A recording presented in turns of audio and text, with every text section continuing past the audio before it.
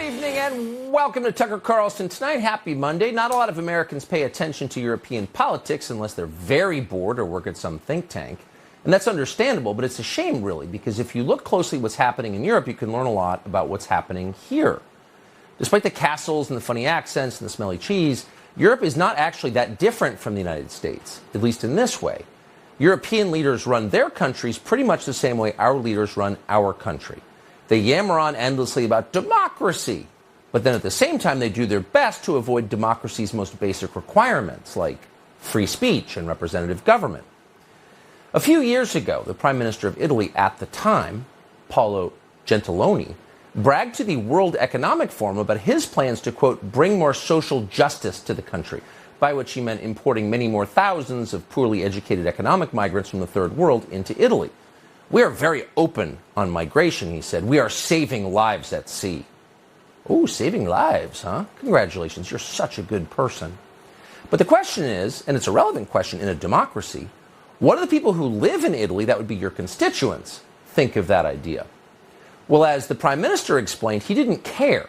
Quote, a demand for more democracy not only is wrong, it's even dangerous. You following this? You run a country in the name of the people. You're not a king, you're a democratically elected leader.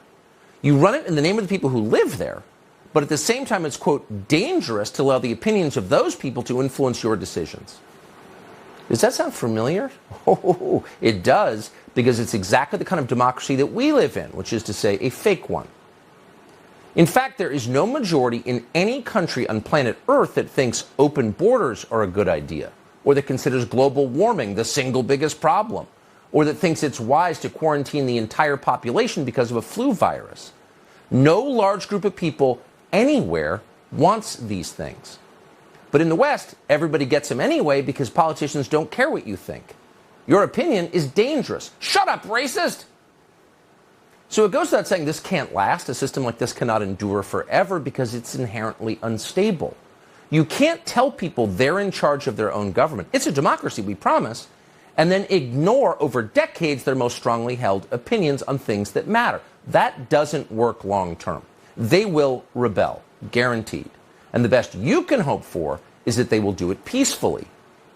In Italy, they seem to be doing just that. This summer, a conservative populist called Giorgia Meloni started showing up with strong support in the polls.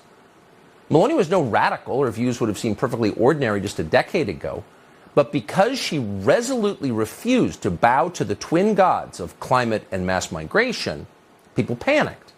The president of the European Commission, in fact, on camera, commanded Italians not to vote for her.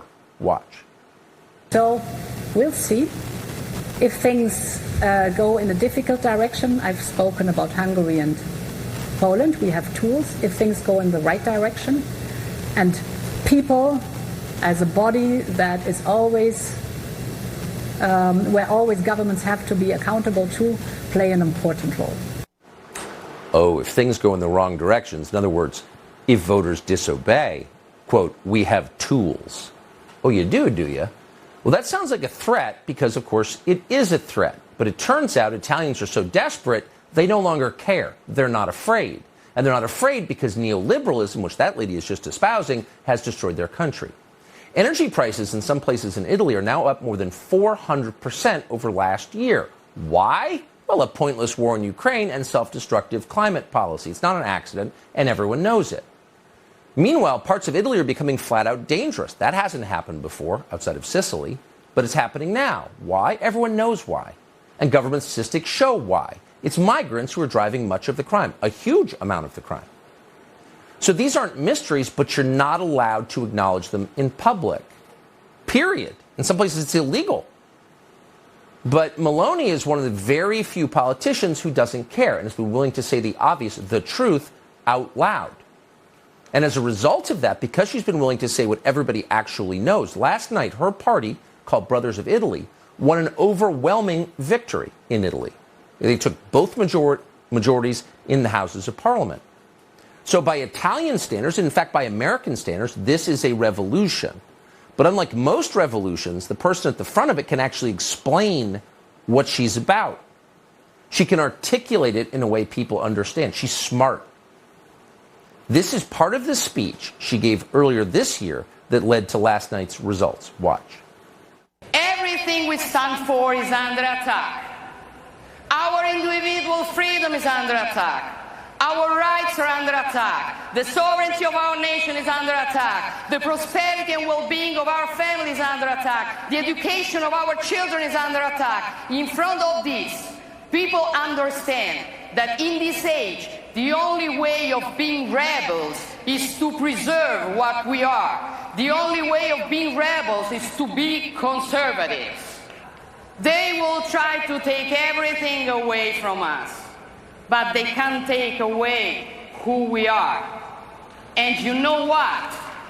Cherishing who we are, knowing what we stand for, is all we need to face this challenge. She's not kidding. She's as serious as the moment we are currently living through. Our rights are under attack, she said. The sovereignty of our nation is under attack. And critically, quote, the prosperity and well-being of our families is under attack. And that's true. That's why it's resonant, because it's real, and not just in Italy. It's true here. American families are facing the very same onslaught from the very same poisonous ideologies. The difference is that in this country, it's rarely acknowledged, except on the fringes. Meloni is not on the fringes. She's the new prime minister of Italy. She will be, and she's saying it out loud. Contrast that to what's happening in the United States. House Republicans just spelled out what they're running on. It's a document called the Commitment to America. It's fine. Probably not much in it you disagree with it. Have you heard of it? No, you probably haven't. You probably haven't read it. Nobody really cares. Why? Because there's nothing real in it.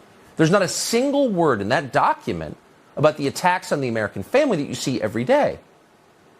That's at the center of most people's concerns. How are my kids? Will they have a life that resembles mine? That was called the American dream. Does it still exist?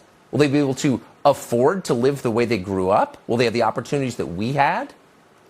No. People are upset about that. Why wouldn't they be? But nobody says it. And that's odd, because we know, and now it's been proven, that when politicians are brave enough to tell the truth about what's actually happening, they tend to be rewarded for it. Once again, here's the incoming prime minister of Italy. And as you watch this, ask yourself if you would vote for a candidate like this if you had the chance in our country. A monte c'è quella che ci facciamo oggi, perché la famiglia è un nemico? Perché la famiglia fa così paura? C'è una risposta unica. In our country. A monte c'è quella che ci facciamo oggi, perché la famiglia è un nemico? Perché la famiglia fa così paura? C'è una risposta unica per tutte queste domande. Perché ci definisce, perché è la nostra identità. Perché tutto quello che ci definisce in questo tempo è un nemico, per chi vorrebbe che non avessimo più un'identità e che fossimo solamente schiavi, consumatori perfetti. Chesterton, ormai più di un secolo fa, vediamo se ve lo trovo, fuochi verranno attizzati per dimostrare che 2 più 2 fa 4. Spade verranno sguainate per dimostrare che le foglie sono verdi in estate. Quel tempo è arrivato, signori. Siamo pronti. Grazie. So that's the person who's being described all over American television, including on channels that should know better, as, quote, far right. That's far right, really? Because she acknowledges that American families are under attack? Of course they are. You think it's accidental? No. And she explains why. And it's simple. If you want to establish totalitarian control over a country, of course you have to destroy the family first. Because nobody with deep family loyalty, the one thing every person should have, no one who has that will ever pledge absolute obedience to a politician. Why would you? So if you want absolute obedience, you have to sever family ties. And that's why state schools brainwash your children with values that you despise and then instruct your children to turn you in as a thought criminal if you object. That's happening. It's not your imagination, and it's happening for a reason. Wokeness is not just a political ideology. It's not just something annoying that emerged on college campuses that we can ignore. It's a state religion that supplants actual religion, which is also being destroyed. There's a reason the strip bars and the liquor stores and the weed dispensaries stayed open under COVID, but the churches didn't. If you can't draw the connection between those dots, you're missing it. But Meloni didn't miss it. She understands it perfectly. Watch. Only a few months ago, European Union bureaucrats wrote a document hundreds of pages long, telling us that in order to be inclusive, we had to exclude all references to Christmas. Jesus, Mary, and all Christian names were to be removed from all official communication. Will we surrender in front of this? No, we will not. We will fight it. We will fight it standing tall. So they hate your family, they hate your religion, and you don't actually have to put up with it because it's a democracy and you're supposed to be in charge, you being the population. That's a radical message. God, family, country. That's not radical. It's hard to imagine a more wholesome message, a more pro-human platform. Fascists don't believe in God because God is a rival to their power. Of course. This is a person publicly professing faith in God. That's so scary, but it is so scary. It's so scary to the people running and benefiting from our current system. And why is that? She's not the first person to say this. People have said it before, but she's just been rewarded for saying it. That's the point. The population likes it. This is what they actually want. They're not that worried about global warming. They don't want open borders. They think the woke stuff is absurd. They want to say what they think. And now it's obvious because she just won. And so even in this country, the people running and benefiting from a deeply corrupt and doomed system are hysterical. Watch the reaction to that.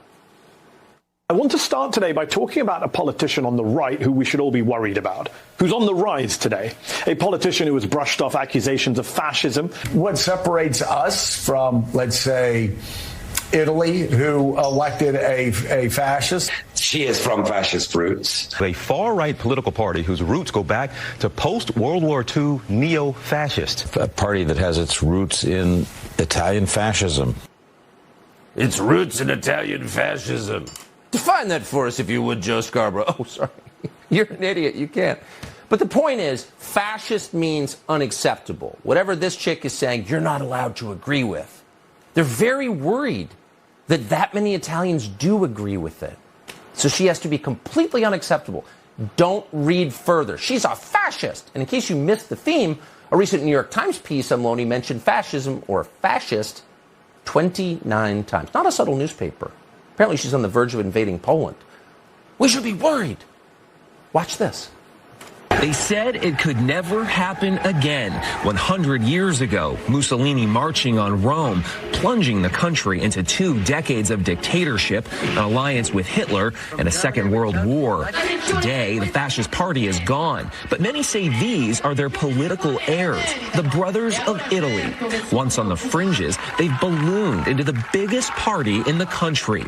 Now their leader, Giorgia Meloni, is poised to head the most hard-right government since Il Duce. The 45-year-old firebrand insists she's no fascist, just a proud conservative and nationalist, comfortable, nevertheless, with some of the hallmarks of Italian fascism, like this motto: God, fatherland, and family. God, family, country. Well, that's pretty scary. Not a word about climate or equity. But again, it's their hysteria and their total unwillingness to ask obvious questions that lets you in on the secret, which is they're panicked because they know the current system is doomed. And in fact, what happened last night in Italy is the best case scenario for them because it was a peaceful transfer of power. That's a good thing. That's what you want. In a democracy, people should be allowed to have some influence on the priorities of the government that claims to represent them. And when they speak in an election, the people who've been repudiated have a moral obligation to pause just for 1 second and ask, why didn't they like what I was offering them? They have a right to an opinion. In fact, their opinion is at the center of our system, this democracy. But they never ask themselves that. They never take any blame whatsoever. They didn't in 2016 when Trump got elected. They immediately blamed Putin or Macedonian bot farms. They never blame themselves. And so they never learned a single thing from what happened. That's exactly what's happening, not simply in American television, but also in Italy and also in the European Union. The bureaucrats who drove Italians to seek a change peacefully at the ballot box are completely unwilling to learn from that vote. They'll just keep ramming their unpopular garbage down the throats of a deeply ungrateful nation until there's an actual rebellion. Let's hope that doesn't happen. All of this got us thinking about politicians in this country who dare to tell the truth and are attacked for it. And Carrie Lake was at the very top of that list. She's running for governor in the state of Arizona, and she joins us tonight. Carrie Lake, thanks so much for coming on. So you were one of the very first American politicians to weigh in on this election. You were paying attention, which I appreciated. What do you make of this?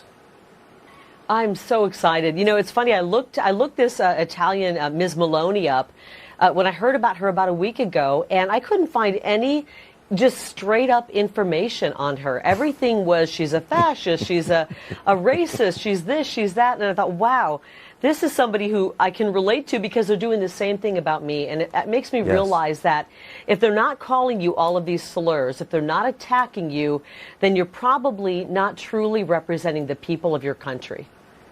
But it's just so interesting that this is a change. If you're elected in Arizona, it will be a change. Donald Trump was a change. The people who are rejected by voters in this representative democracy that we have never for 1 second learn anything from that rejection. Why do you think that is? I don't know. I can't get into their minds, but I mean, I think of the Marjorie Taylor Greens of the world, the Congressman Paul Gosars, the Donald Trumps of the world, what's happening in Italy, myself, the people who are truly understanding what's happening in this country, which is we're losing this country, are the ones who are being attacked. And I'm on the campaign trail. We're working 6 to 10 events a day. We're working really hard. And I had somebody reach out to me the other day and say, Carrie, you are fearless. You are so fearless. What? You're not afraid of anything. And I stopped him and I said, actually, I have great fear. I'm not afraid of the fake news. I'm not afraid of the globalists. I'm not afraid of anything that I'm facing on the campaign trail. I'm not afraid of the cartels. What I am scared to death of is what happens if we don't step in right at this moment and do something. I'm afraid of the world that our children will live in. That's what scares me to death. So you spent your career working in news, so you know how totally fraudulent it is. It's a burden some of us bear who work in this business. Maybe that's why you're not afraid. Thank God for you. Thank God for you. Because you know it's fake. Truly. Carrie Lake, Godspeed. Thanks for joining us tonight. Thank you so much.